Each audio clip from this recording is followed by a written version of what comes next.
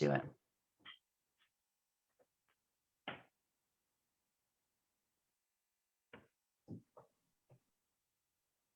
Hello and welcome. We are live. Welcome to Hints from HR. I am your host, Nicole Block, and I wanted to introduce my partner in crime today, Becca Ramadi. She is Vice President for TAAEF, and I'll introduce our panelists here in just one moment. As we've been looking through topics that are going to be something that you guys can dig into or look into as you're looking to either join our industry, or if you currently work in our industry, that you could really leverage to find that talent. We thought about attitude. We thought about hiring for attitude and talking about that. And we want to kind of open with a quote. We always talk about why we're here and what we want to discuss. We thought we'd open with a quote that says, "You don't hire for skills, you hire for attitude. You can always teach skills." And if any of you guys follow Simon Sinek, he has quotes just like that about attitude and also similar things. We felt like that was poignant to open up our podcast today because, I think as an industry and really hopefully, in the job force, most people would agree that you hire for attitude. But what does that look like? So we are really, really looking forward to visiting with our panelist, and I'm going to let him introduce himself here in just a second. But Mr. Cody Osterman Rivas is one of my friends. I'm so excited again to have him here with me. But he is the sales executive for InterSolutions here in the DFW areas where he's based. But he also has worked on the operator side and the supplier side. He has 11 years experience, and I think that he has really a unique perspective in hiring for attitude and really bringing things to our industry that we need. So I want to give Cody an opportunity once again, say welcome, and then give you a chance to kind of tell us your story and how you got to multifamily and where you are today. So welcome, friend. Welcome. Hello. I'm so excited to be here. Yeah, Cody Osterman, and I'm, operator side, supplier side, and been with InterSolutions a little, over 8 months. And, I love, being able to, be the connector for our operators and, bringing the experience of, my on the operator side and also on the staffing side. It's so rewarding to be able to find that talent, and B, connect it with our operators, and just we love to see new talent. I mean, I'm a story myself, starting right out of high school, and scared as heck to go to an interview, and someone took a chance on me, and someone saw that skill set, that there's something in me that brought me in versus having someone who had experience, and still fighting my way through, and 11 years later. Well, let's talk a little bit about that specifically, Cody. So you mentioned experience and someone taking a chance on you. We're definitely going to have an opportunity to discuss that in more detail. But you started on site, you went in, and then you went into marketing. So you worked as an operator. Tell us a little bit about what that looked like, and then when you worked for InterSolutions and also any other suppliers, what that looked like too. So give us a little bit of your history. Yeah, so started out working on site, and I always took to marketing and training so much. I mean, it's in my head, I always assumed that you had to have the marketing degree or certifications in order to do that, but I learned it all myself. And I certainly had bosses that took a chance on me and said, I want to train you on this because you enjoy it. Like, you're asking the questions that we preach all day long. And so in my previous role of like marketing and training, bringing both together was just incredible to be able to shape up and build team members, and just be a part of that process. I mean, I know what it's like to be that leasing person, sitting in the leasing class learning, or that person who's on site who doesn't understand something, or the operator who's frustrated because I can't find talent,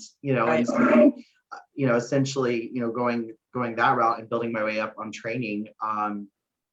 I thought the staffing side was so incredible for me, because I really feel like I had the opportunity to kind of give back what I was given. And, right. No, totally. And I think that the InterSolutions piece plays well in our topic today, and that's hiring for attitude. So anyone that knows you, Cody, I think knows that you have a great attitude. You have a helpful attitude. You have a we can do it attitude, and very much culture centric and teamwork attitude. So I think that that's probably what that first person that took their chance on you saw as far as potential. But let's dive into your role now at InterSolutions and hiring for attitude. And so remember, when we're discussing this, we have people that are looking to join our industry, and then we have people that are currently in our industry.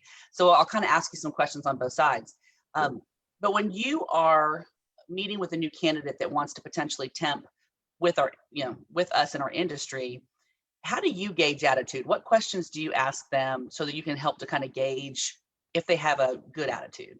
That's a great question. I think, especially, when it's someone who's maybe not from our industry, bringing them a situation that maybe tested their abilities, like how did you handle it, scenarios, and really that brings out a attitude, like how they handled it, what, kind of what they dealt with. And then sometimes you get the person that immediately just kind of gives you that wrong answer and leaves you with a little bit of concern. But, for the most part, we have a wide set of skill sets that come in to see us. And, some that are, just brand new, some that are incredibly, talented, but sometimes the ones that are completely new have the best answer to that, and it's nice to have that, to see, that attitude come out through, their answers. Well, yeah, that's a good point. So, sorry, I hear some feedback there. Sorry, I'm a robot today. But I think, think about what's happened, in our industry in Texas in the past couple of weeks.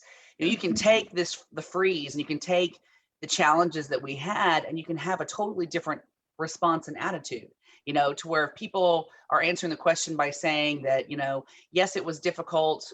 I was managing something personally, but I had to manage this professionally. These are the people that we take care of. It's step by step, it's day by day. Or you're going to have those people that were like, I can't believe they wanted me to come in and do fire watch whenever I've got my pipes bursting at home.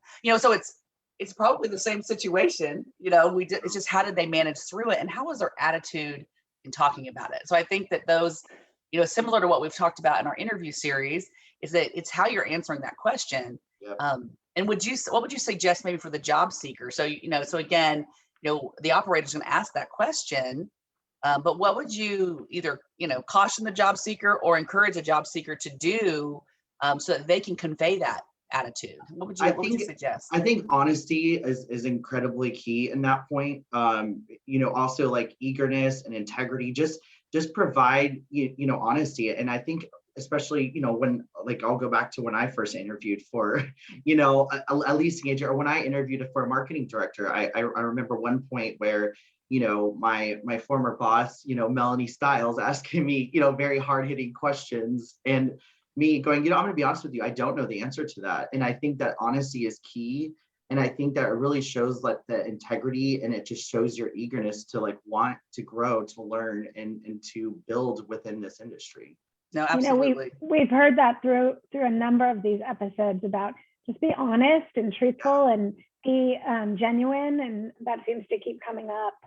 Yeah. But it's true though. I think it is interesting. And what I'd like to also kind of pivot real quick is, Cody, when the job seekers are coming to you, is there a pattern that you're seeing that they're looking for? Do you maybe like top 1, 2, 3 things, whatever comes to mind? But is there anything that they're looking for, when they're talking about our industry, that you can identify for our operators or suppliers? I think that it's so crazy. The number one, if I could put a keyword, chart together, it literally is growth. It's opportunity. Is somebody, and the number one question I get, especially for our new talent, is somebody going to be there to show me? Somebody going to be there to, teach me? And it's not, I think, as operators, we look at that as like, oh my gosh, I'm gonna have to hold their hand. And it's really not. Like these folks want, to learn how to do it the right way. They want to be the great talent that they're aspiring to be. And I think that just growth opportunity is one of the biggest things that I hear. And that there's a lot that comes with that, but ultimately that's it. Well, and we'll circle back to that later for sure. So now let's talk about the operators. Now, one of the blessings or curses, I guess you'd say, Cody, by knowing everybody on the operator side and the supplier side, is that, we're very transparent with you when we call you and say, hey, we want to open up a requisition or we need this.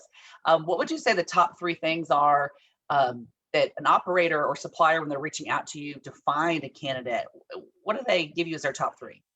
I think the top 3 that I would hear, I was like going back through my list and thinking, what is it? It's definitely experience. I want someone experienced. I want somebody who knows how to, that could just walk in here and knows how to, make it happen. Also reliability, just somebody that they can depend, because maintenance is our heartbeat. Like our maintenance teams, that's what keeps us going. And they want, reliability. They want to be able to have that right hand there, and also longevity. They want somebody who wants to stay there and grow. And it's funny because that's, the parallel for growth. They want you, Right. to stay and grow.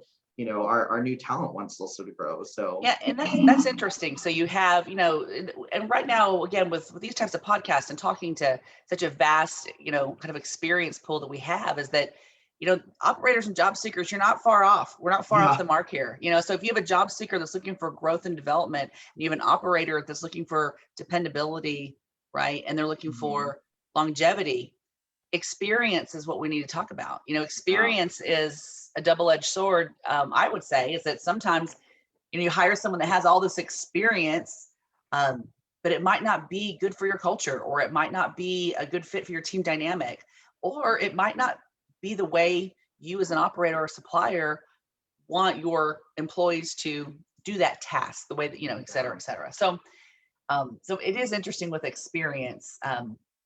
That, what are your thoughts on that, Cody? That, as far as, you obviously were brought in without experience, but do you find any patterns? Have you talked to any of the operators, when you have to go back and tell them, I have these candidates, but they don't have experience. How do you kind of walk through that?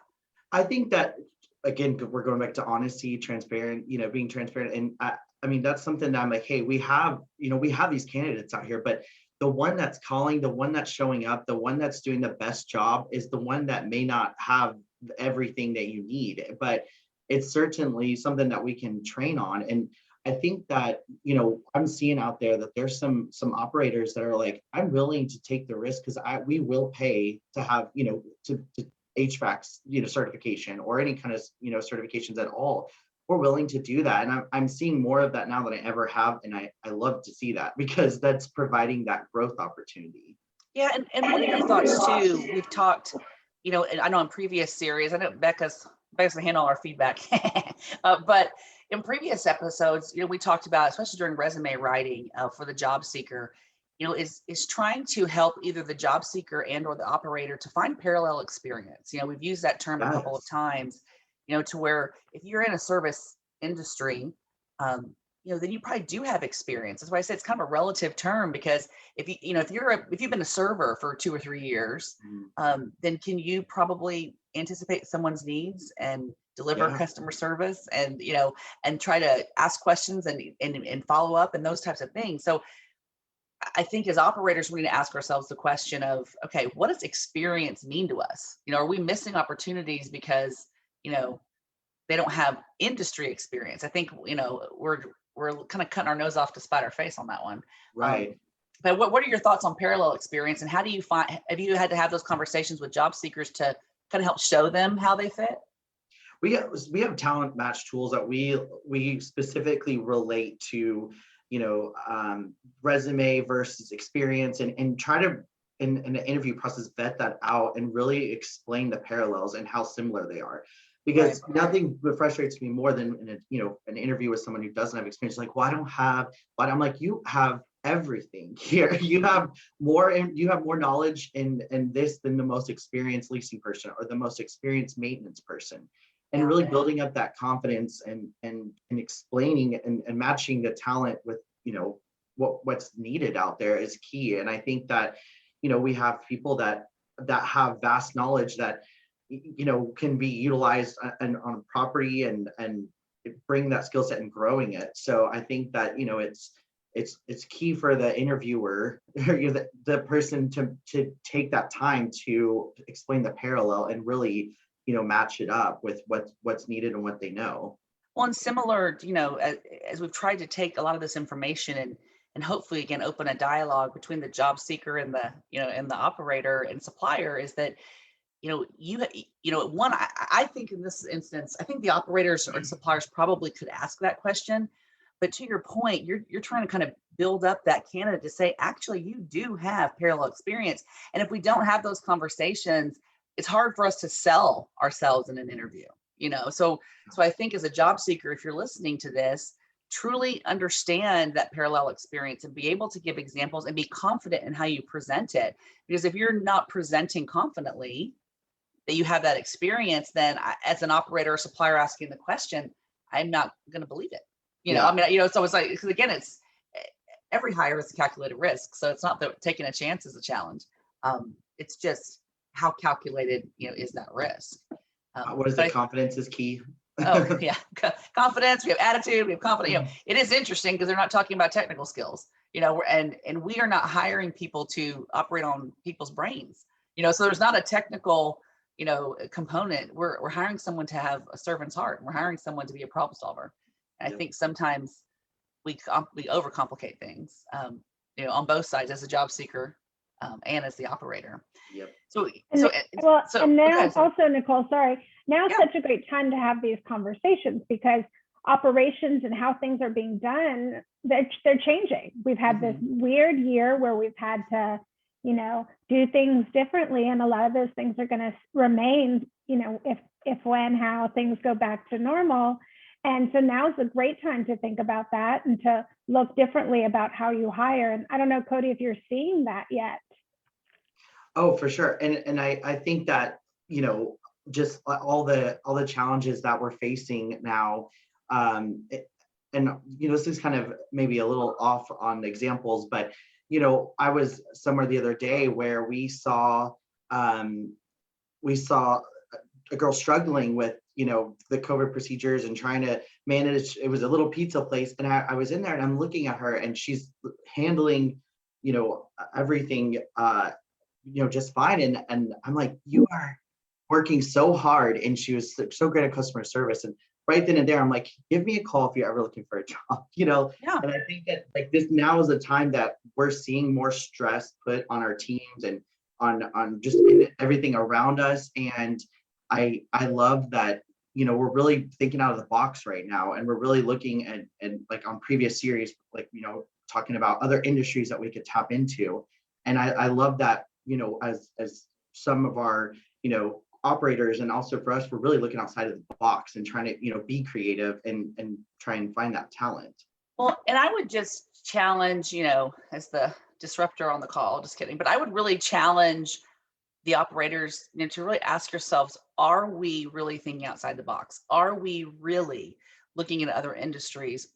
If you're, and I guess the way I would say that is if most people calling staffing companies, and I'm sure the InterSolutions would, give the same answers as probably some of the others, if experience is still our number one thing that you're asking for, are we really considering other industries? I know we talked about, a big move towards hospitality probably 5 to 8 years ago. We talked about potentially, restaurants, retail, but really being open to almost anything and to seeing and trying to find that parallel experience, it is going to make us have a more diverse work culture, which is going to bring fresh new perspectives. And Becca's right. I mean, we are changing, and change is good. Change is great. I mean, the only thing constant is change.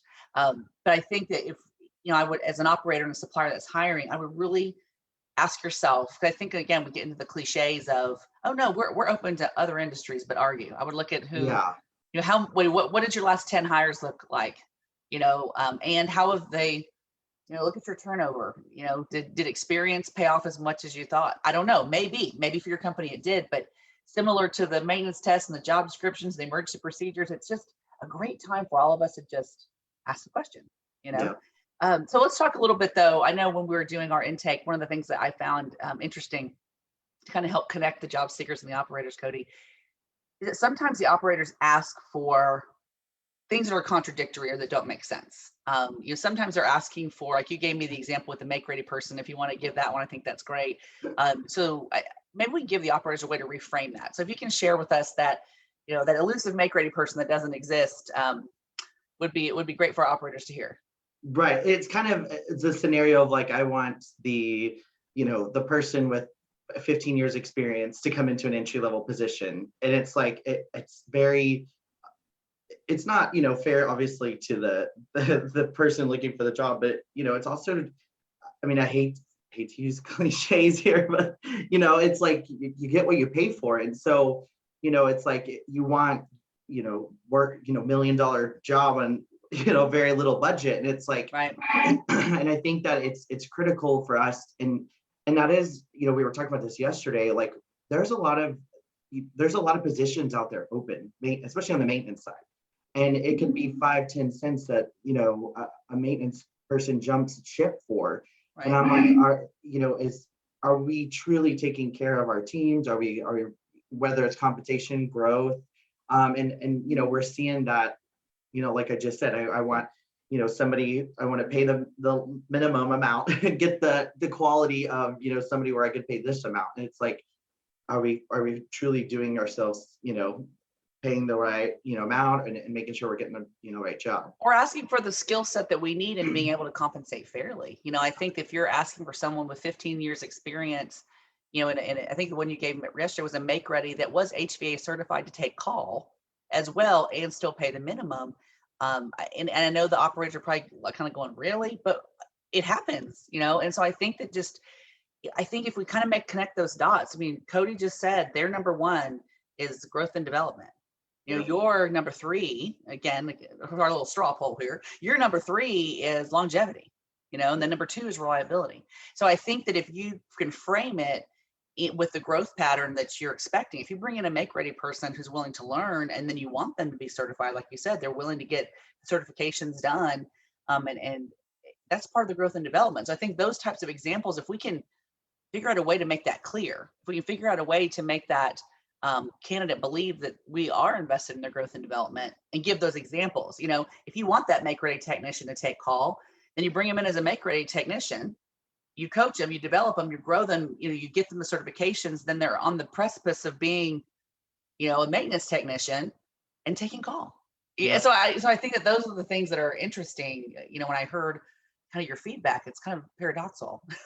Well, and I think the recent campaign of Room to Grow and focusing on maintenance was like critical. And I think that's showing like how important it is and the opportunity for, our talent out here to look up something, have something to aspire to. And I think we were talking about that like one point. And I love seeing that and that push and focus, towards our maintenance teams.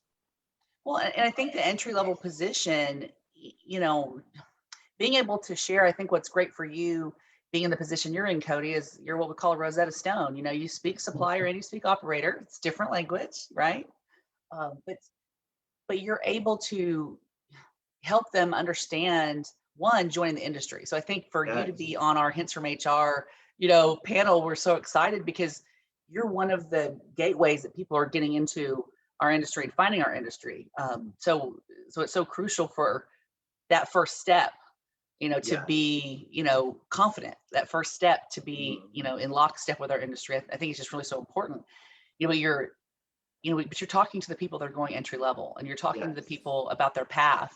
That really, they could step in as a leasing associate, but as we talked about on other episodes, that doesn't mean they'll be a leasing associate forever. Mm-hmm. It helps us all to remember that all of our leaders, most of the people that, in the industry that you look up to, started in an entry-level position. And so it's really important, I think, when you think about the experience piece, to remember that and to, because there is so much room for growth. Thank you for the plug earlier for Room to Grow, Cody. That's something beautiful that this industry allows for and gives that many don't. And so I think that's a really important thing that we keep focusing on. Well, and I mean, I'll never forget that day that I was sitting at a class that, my boss was like, hey, I'm going to send you to a class. And I was like, why? I don't I have to work, and so sent me to class and hearing, an industry, person speak and go, I started as a leasing agent, and me going, oh my God, I could be that person one day. And I think that Room to Grow, that's one of the things that that's something to look up to, and that's what I say to everyone entry level that I hire, whether it's maintenance or leasing, is that you in a year from now could be calling me, asking me for support, and asking me to help your team. And that's just what I try to explain. I'm like, you will be there, so don't lose my number, Don't forget me when you're a big shot, right? Yeah. Call me. There's so many people in my industry life that I've met along the way that I'm like, hey, listen, Don't forget my number when you're all high and mighty and super cool. Don't you forget. Right? I think that's so true. And we're in such a, for the job seeker that's watching this, or again, the operator supplier that's watching this, in Texas, we, even with the COVID year, even with the transition, we are still in a growth pattern. We are going to continue to still be in a growth pattern for quite some time. And so the jobs will continue to be there, and growth brings jobs, which bring people, which they all need a place to live. So I think that your point that, yeah, you could be calling me in a year saying, hey, Cody, I need a maintenance person that is, 85 years experience, and I'm going to pay him $1 an hour. Can you help me? Don't totally be flip. I'm kidding. But I think that's crucial. And I think that the path is crucial. And in talking you through programs like Room to Grow, or, TAAEF offers so many resources. Yes. We, at the end of the day, we do want reliability. We want longevity, and we want you to gain experience, is probably how I would reframe it, because this industry could be for anyone. There is a facet, I guarantee you, for any passion you have, any skill set you have. Yes. Just truly, I think that's what makes us special. I think that's what makes multifamily really unique. And I think that's probably part of your sales pitch too, Cody, is that, you're like, hey, you come to the right place, right? Yeah, for sure. There's room to grow. No, definitely there's room to grow. And I do also, try to debunk this all the time, that you don't grow straight up. It's not a trajectory. You're constantly meeting and networking and collaborating and grassroots, and you're building this. It's almost like a root system or a quilt, or however you want to envision it, that is really strong. And when times are tough, like we talked about last week in our recap, when you need to pull on that quilt, or you need to pull on that, that root system, we're there. We are supportive, and we hold the tree up. We make sure that we do what's necessary, and that takes time. But it also takes great people. And so, again, shameless plug for the job seeker, come and join us. Come find us on. You can go to Room to Grow Texas, TX actually, roomtogrowtx.org. To get more information. Of course, any of the apartment association, affiliates are there, whether, you're here in Texas or not, please come to Texas. But come join our quilts, come join our root system, come and ask those questions. And, and I'll give Cody a moment just to kind of give his final thoughts, but Cody is absolutely an asset to our industry, and 11 years is just the beginning. So I'm excited to be, I'm always amazed by his attitude, which he was the perfect person to speak on today's topic, because he has an amazing attitude. And if you are looking, to potentially join our industry, InterSolutions would be a fantastic place to potentially start. So Cody, I'll let you give your final thoughts, and then we'll sign off. Thank you for having me on here. Just, like Nicole said, if you are, looking to get in the industry, I did 11 years ago, and there's been no looking back, and met a lot of amazing people, and there's so much that there to offer, and so many varieties and forms. So if you are looking, please let us know. I'd be happy to help. All right. Well, remember, we don't hire for skills. We hire for attitude, because you can always teach skills. So make sure that you remember that. And just as with any of our other episodes, we're just hoping to open a dialogue. If you're already doing this, then you're heading in the right direction. And if you have any other topics or comments like we've talked about in the past, please let me know. Please let Becca know. Please let Blaze know. He'll be back next week. I know y'all are missing him. But we want to ensure that we are talking about topics that will benefit you and that will benefit our industry. So with that, we will bid you adieu. Thank you, Becca. Thank you, Cody. Thank you, everyone out there in Facebook Live land, and we'll see you next week. Thanks, Nicole, and thanks, Cody. I'll put the Room to Grow website in the comments, as well as if you're an operator, we have a resource center that goes along with the website. So you can email TAAEF@TAA.org, and I can send you the information on that. So thanks, everybody. Thank you. Bye-bye.